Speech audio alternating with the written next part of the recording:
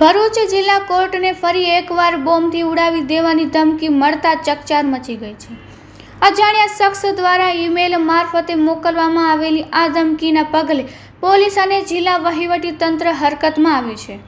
મુખ્યમંત્રીના ભરૂચ પ્રવાસના ઠીક એક દિવસ પહેલા મળેલી આ ધમકીને સુરક્ષા એજન્સીઓએ અત્યંત ગંભીરતાથી લીધી છે। ધમકીભર્યો ઈમેલ મળતાની સાથે જ સુરક્ષાના કારણોસર કોર્ટ પરિસરને તાત્કાલિક ખાલી કરાવવામાં આવ્યું હતું।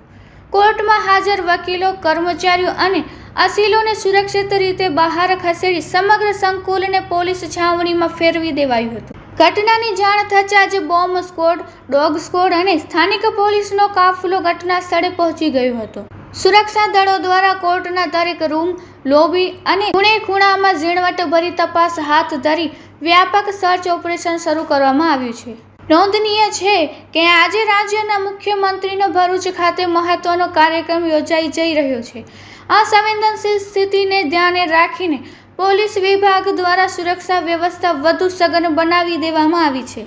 કોર્ટ પરિસરની આસપાસ પણ ચુસ્ત પોલીસ બંદોબસ્ત ગોઠવી દેવાયો છે। પોલીસ દ્વારા આ ધમકીભર્યા ઈમેલના સ્ત્રોતની તપાસ શરૂ કરવામાં આવી છે।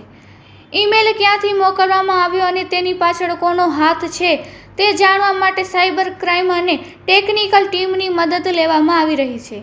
ટૂંક સમયમાં આરોપીને ઝડપી લેવા માટે પોલીસ દ્વારા અલગ અલગ દિશાઓમાં તપાસના ચક્રો ગતિમાન કરવામાં આવ્યા છે।